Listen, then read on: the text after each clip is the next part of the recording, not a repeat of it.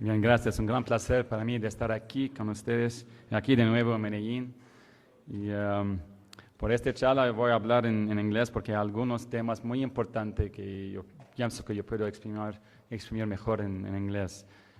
So it's really an incredible privilege for me to be here, and especially at our 25th silver anniversary, and to give my talk, which for me, I think it's a very humble talk because I'm talking about deliverables. And so we began this talk last year. This is a continuation to see what have we done, have we moved forward, where are we at?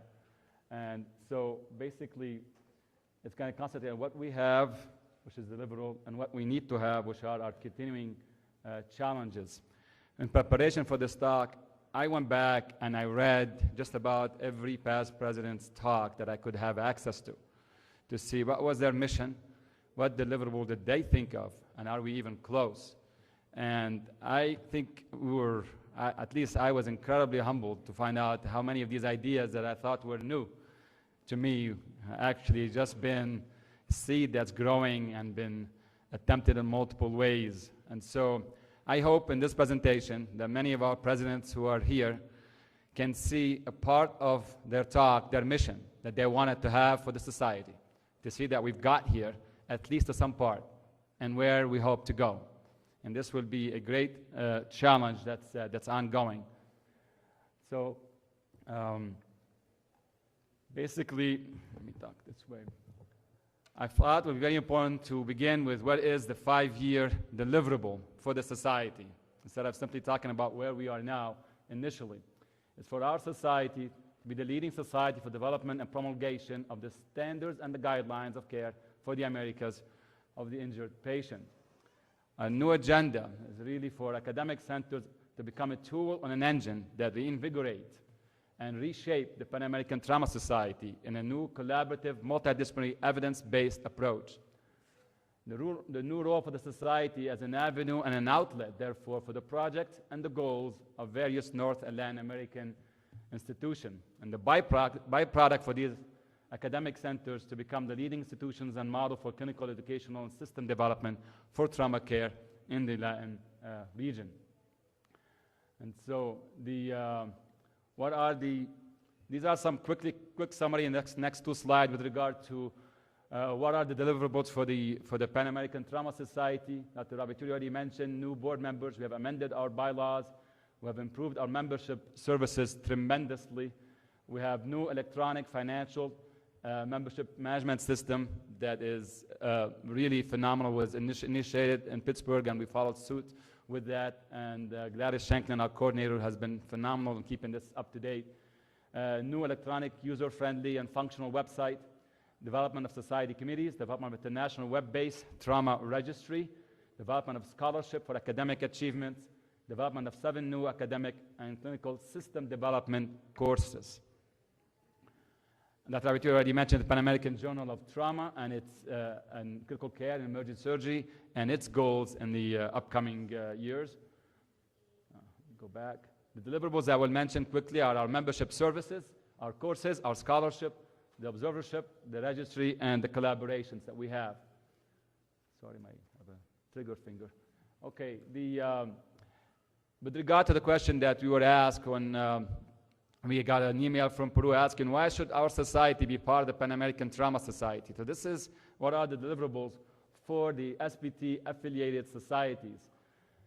Besides the reduced SPT fees, which we basically what everybody concentrate on in terms of annual membership fees are reduced, annual Congress registration fees, and course registration fees are reduced. Our society has now changed in its deliverables in the sense of giving actual tools that the local societies can use to improve the local societies and to make their local society financially solvent. This is a big aspect with regard to what we're delivering that's different from before, I believe, is access to academic and clinical system development courses, tools for system development and improved trauma care, and for economic sustainability in the use of these courses.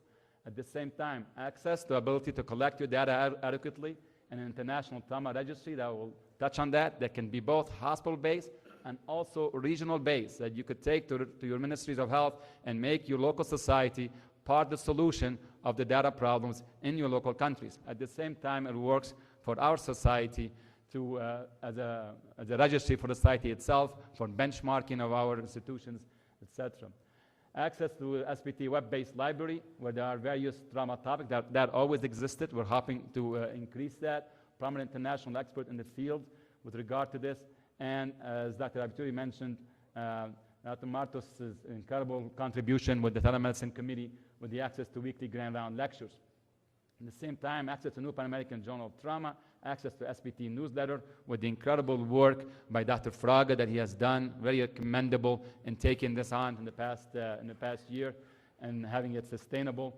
And also opportunity for participation in international research initiative, which I believe the registry will help that tremendously. Also opportunity to participate in our SPT committees. I know Dr. Aboutanos mentions a lot of work to do in that. I will mention some of the good works that's also been done already with regard to each of these committees. At the same time, we have affiliated society presentations in terms of what are deliverables that are needed. That still is on the agenda. Our ability to have presentation of the local societies on the board in the annual Congress and input into society in terms of direction and the membership in terms of what is the strategy for the Pan American Trauma Society regarding this. That's the biggest challenge for us. This is the slide that I put in last year that I thought we were going to be able to do this as far as what is missing, what is needed, the disconnect between our societies and the local societies, and how that needs to be reinvigorated, how we need to redefine our boards. And we have set up a new board agenda, and which will be discussed during the board meeting, and have SPT presentation on functions. We started some of this work already. What we have done last year, we started looking at what we call a lot of dormant societies, societies who have been great before, looking back on our history of finding out why are they, there's no reason for them not to be great again and actively function. So in February, Dr. Aboutanos and I, we went down to Panama and basically had a renewal of the Panamanian Trauma Society. It was an incredible meeting for us that we instituted the trauma registry there and basically reinvigorated the whole society to start again. I was incredibly humbled. I went down there with what I thought were the goals and the objective that everybody's going to take. But what really worked, in my opinion, is watching that friendship that Dr. Aboutanos had with the people who were there, that kind of like that old Latin blood that comes back, and that's really what makes it work. This is the basis of our society. All we're doing is adding to it now specific goals and objective and the tools to use those goals and objective.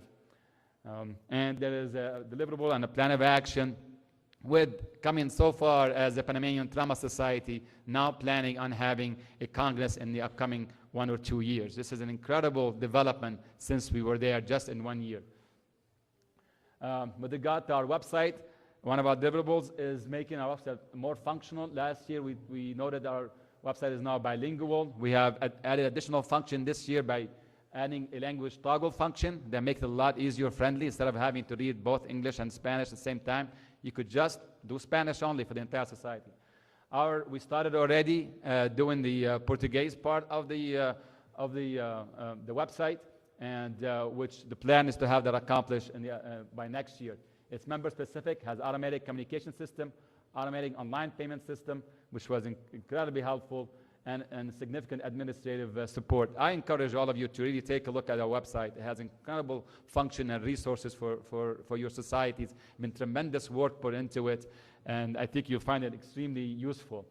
At the same time, one of our goals last year was to have an online abstract submission. With Dr. Fernandez's help, this became a reality this year. We were going to continue this from now on, to have all our abstract submission to be online through the website. And we have got significant administrative support and committee-based. The deliverable for the upcoming year is to have the functionalities for the committees. I think this was lacking, and this is extremely important. That is one of our objectives for the coming year.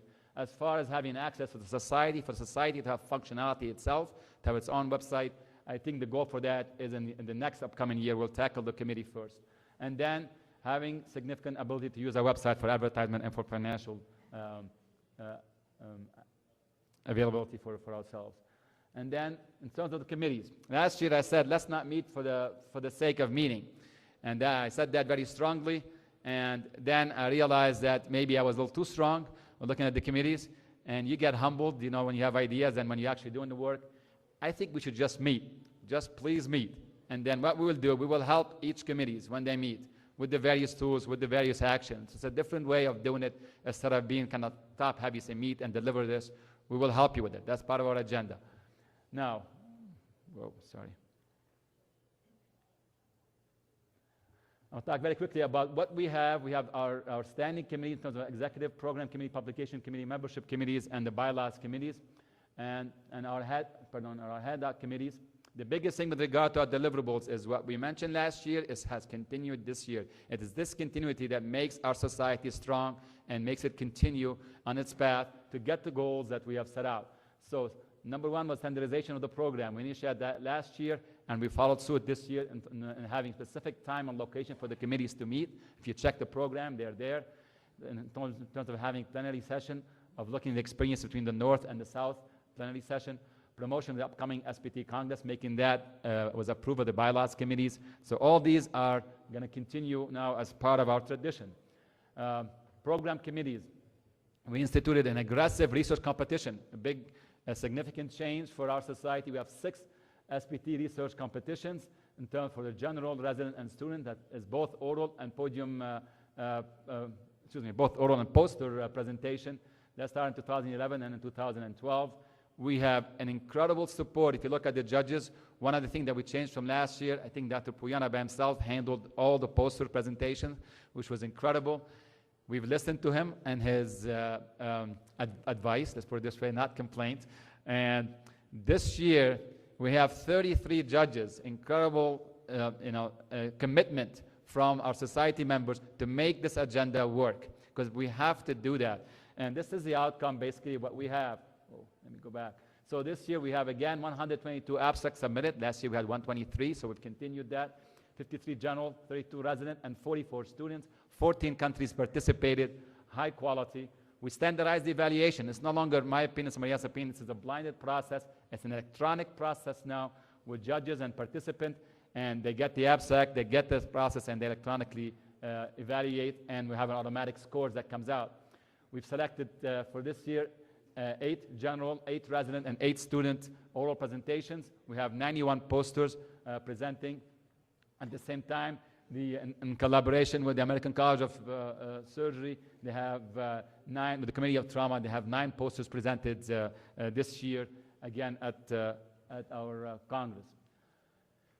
Now, what made this happen is we followed through with regard to what worked for us last year, which is the eligibility of the SPT research. To be eligible for the research competition, you must submit a full manuscript. Last year we had 22 full manuscripts. This year we have 23 full manuscripts submitted, which is an incredible boost for the journal.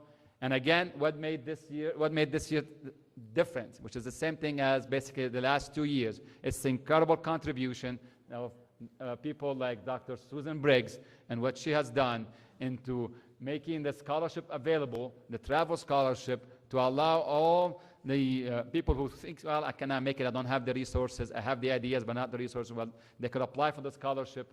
And we had 7 that were awarded last year, 2 attending, 2 resident, and 3 students. And amazingly, again, Dr. Briggs called me again and said, let's do it again this year, and we're able to have 7 more scholarship given this year, which is an incredible contribution. Dr. Briggs, as you all know, is like a virus. She infects you. And so what she has done, she infected other people. And she spoke to Dr. Rukif, who also now has in his function as a chair of the Injury and Violence Prevention Committee, that had a special scholarship that is going to begin with 1 award this year for a scholarship. We know it's going to go up to about 10 by next year, right, Terrence? Pretty sure. And which is an incredible contribution. Now I'm going to tell you about something else that also happened, which is really amazing. One of our recipients of the travel scholarship this year is Dr. Zackerson. She took the scholarship that we gave her, and I had a communication with her yesterday. Instead of taking it and using it, turn it around and creating, because of her interest and her investment in one place that we really need our society to be active, our society really help, which is in Cuba. and made now a travel scholarship for Cuba based on her scholarship, and already with a guaranteed scholarship in 2013, 14, and 15. This is incredible, and I think she deserves our applause with regard to this.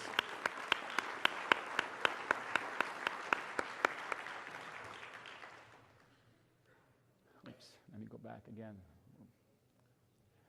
Dr. Vittorio already mentioned with regard to the publication committee, I think they have a lot of work cut out for them. A lot of work cut out for them, apart from the journal and already the trauma book, which is the course manuals that are coming up that need to be approved and worked on in the upcoming year with regard to the basic trauma course, surgical skills course, the new USAID course, the incredible contribution, the advanced USAID course by Dr. Ferrara, and the burn manual by Dr. Ferrara. As far as the ad hoc committees, I mentioned those very quickly in the terms of time. These are the various committees. I'll go through what each of them has contributed and is still contributing. Dr. Ferrara, again, with the SPT burn course. This year, again, the course was given. The disaster course with Dr. Susan Briggs and her committee. One great contribution of Dr. Briggs is the standardization of all our courses, which she has pushed for, that all our courses will look the same. They have the same objective, the same goals, and they'll be standardized. At the same time, I already mentioned the SPT scholarship, and also a proposal from Dr. Briggs and Dr. Goldberg, who was on her committee, with regard to a disaster management survey, which will be rolling out in the upcoming year, for which the committee will work on that. The Education Committee has been incredibly active with Dr. Fraga and Dr. Jimenez, and especially with the SPT newsletters, with the incredible courses they've been putting out, especially in Brazil, and the educational agenda in Latin America that Dr. Fraga has put out last year, which we will continue this year. With regard to the medical students, we have a new chair of that committee, Maya Iyengar, and we're going to have another co-chair from the Latin American region. And again, this was as you see in the program, the Student Symposium in the Congress is now part of the program. We will continue that. That was heavily initiated in Paraguay last year. There's a significant commitment to it this year, and that's going to be part of our agenda. And there's a huge student educational and scientific agenda in the program. And the pre-hospital committee, Dr. Rubiano, has been incredibly active in forming the exchange program, which I will mention afterward briefly, which has been an amazing success, which we'll build on. Already mentioned Dr. Terence O'Keefe with the scholarship funds, the new proposal that he's putting forth for the upcoming year in terms of inter-American collaboration and the research project that will be coming. Telemedicine committee has been amazing. Last year, we said that we're going to stop having our society be a Congress-based society, that we only meet to the Congress, and the Congress only involves the local society. And we were going to use technology, and we've asked Dr. Martos for his help of how can we make this society available to all our members, and this Congress available to all our members at the same time. So it's not a local event, but a true international event. It's not about the international speakers that come in, but our international society members that attend to this. And he had made that happen. It's no longer a proposal. This year, the SPT Congress has been transformed into true international Pan-American Congress. We have live web-based broadcasting today, tomorrow, and Saturday through all our members. I think this is an incredible achievement. At the same time, we mentioned the weekly telemedicine grand round, which 14 countries participate, and I encourage all of you to participate in that. It's an incredible achievement for our society and shows how effective that committee can work. In terms of trauma system committee, Dr. Vega has been very, very active. He has went from a proposal of developing a trauma center development and classification program to actually having that program done and submitted for us for review. Then this upcoming year, we want to continue finishing up the guidelines for Latin America with essential trauma care guidelines, which has been on the back burner and now will be picked up again. But most importantly, Dr. Vega and Dr. Ordonez traveled to the U.S. to do some benchmarking in various institutions with regard to what works in trauma system, what's the role of trauma center with regard to this. And that was impressive. At the same time, I assisted Dr. Vega in traveling to Guadalajara, where we had a site visit with regard to trauma system development at the state level that they have, and it's an ongoing process. So we've been significantly active with regard to our committees from these aspects.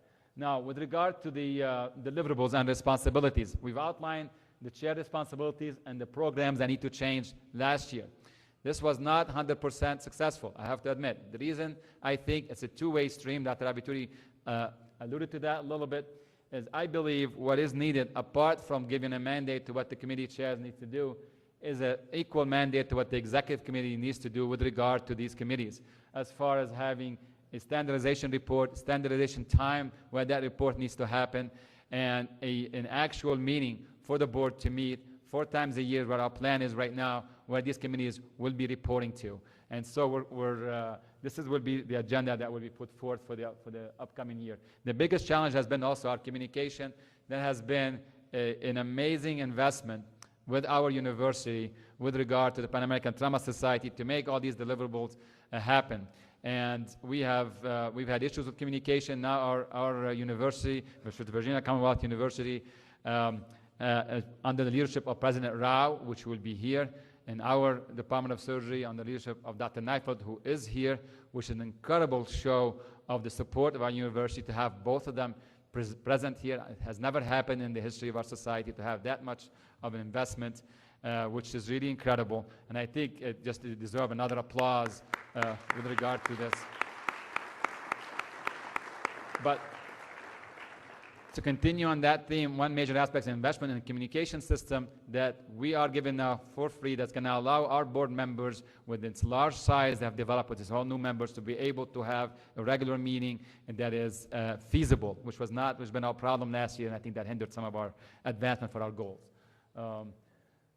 Second, as far as the courses that we have, that I've already mentioned, majority of these courses, we have some incredible things that happen, I think we have to mention with regard to the courses. Beside the significant amount of courses, we listen to what our society needs, what our members need, and we develop these courses that are cost-effective, at the same time feasible, and that address the local society need, each and every one of them.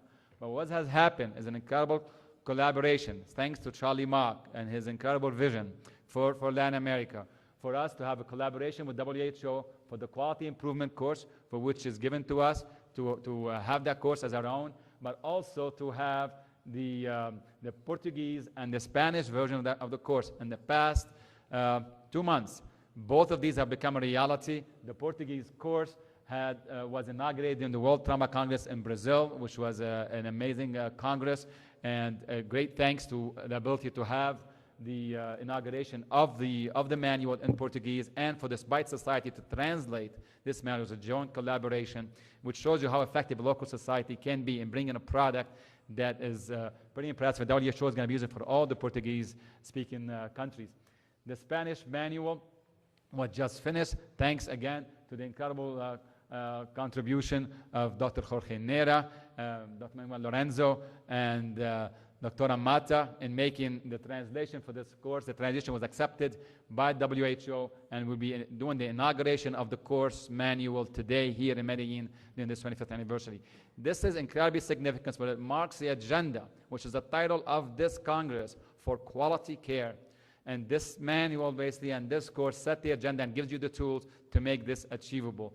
And so this is, I think, is really an incredible contribution. Finally, we have the basic trauma course, the burn course, the surgical skills course, the pre-hospital course, and the clinical research and trauma courses. One other major advancement that also happened in the past year is Dr. Ferrara's development of the advanced ultrasound course, which again offers another tools that are incredibly needed, and and we think this course is going to simply take off, and not only in the Latin region, but probably worldwide with regard to this. When I briefly mentioned International Observership course, what Dr. Avituri also mentioned, we had incredible success with that. We initiated that last year. This is available for professors, students, residents, and health administrators. And it's basically based on any kind of need that you'll have. If it's supposed to be based on trauma system development. However, because there's a lot of different needs as far as maybe development of skills, in terms of ultrasound or pre-hospital, etc., we've opened this. There are a significant amount of institutions have contributed to this. University of Pittsburgh, University of Maryland Shock Trauma Center contributed with this. Loma Linda University with Dr. Ludi to make all this possible. So what we had basically last year's 7 fellows that have attended. Most impressive of all those, I'll have to admit, that we have the next president of the Pan American Trauma Society, Dr. Ana Maria Pacheco, that came and spent with us approximately a month and a half in this observership, which is just incredible and shows an amazing contribution. And I think by now she's fluent in English, right? I believe so, after this. And this is some of the events, and here's Dr. Farada, for example, showing Dr. Sebastian in his course. We give a lot of skills aspect. I encourage any institution in the U.S. or in the Latin region to be involved in this observership.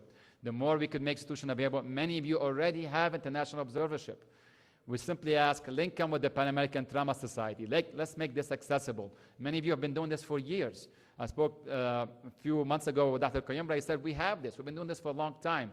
I think many of our presidents and are part of this already, their own observership program. I encourage them greatly to contribute to this observership and make it really a large international, reach many audience, and be very useful. At the same time, the Pan American Trauma Society Registro de Trauma or Trauma Registry that has, as I mentioned very quickly, it's an incredible tool that we have developed to serve as a hospital-based registry, but also can serve as a regional registry, as a national and international registry. And we have initiated in Cali, Colombia registry last year. Since this year, it's been in Panama. Yesterday, the registry was initiated here, thanks to Dr. Carlos Morales. So it's now in Medellin with the aspect of progressing that. That was an incredible contribution to be able to make that reality during the 25th year anniversary, to have the registry here, which is going to be a very significant contribution. We have requests for the registry to be on the regional level in Ecuador, similarly in Chile, and also in Guadalajara, Mexico, which will take effect in 2013. So we're moving forward with regard to this. And finally, I'll talk very briefly with regard to the paramedic exchange program. This is, again, another invitation. We initiated this. It's an exchange program to attend to our pre-hospital membership that we have in the Pan American Society, to create an exchange program for them with basically the state of Virginia that we have had. And that was the proposal we had last year. This proposal became a reality in September. We had three leaders in the pre-hospital system here from Colombia who visited our center, and the state of Virginia had an amazing experience with regard to this exchange, and which involves getting significant amount of skills development, relationship building, system development, courses that they've attended, both for the rural and for the in urban areas. We would like to open this basically to any country in the Latin American region, and at the same time to have as many different states who want to be involved with this in the United States to have a similar program. We have the protocol, can easily be transferable, and I think this should be an agenda that could help and not be limited only to the state of Virginia and only to Colombia. This is a true exchange program. Next year, we're going to have people coming from Virginia to Colombia, pre-hospitals, to see how the Colombian EMS system work. And so, let's keep going. Finally, in terms of collaboration, we continue our collaboration with the American College of Surgery, especially with regard to hosting the resident competition this year, with 9 people contributing this year, which I think is a significant contribution. At the same time, we've had National Association of Hispanic Nurses. We're working with them with regard to proposal for a joint meeting. We have 2 additional nursing association requests from Canada and from Australia to do the same, so that'll be coming up next year. And at the same time, we have right now the Pan American Trauma Society is part of the WHO Global Alliance for the Care of the Injured, with their new system and the new agenda for development of trauma system and the tools to do so, and which we are now a member of this. So there's been significant contribution with regard to this. So in summary, it's still a work in progress. I think it's been for the past 25 years. It's going to continue to be. And I think it's exciting times. The door is always open. Again, it is your society, and it is your choice to really be involved with this course. It's really an incredible privilege for me to have presented this and to be part of this process. I thank you for the trust in us to continue to do this work. Thank you.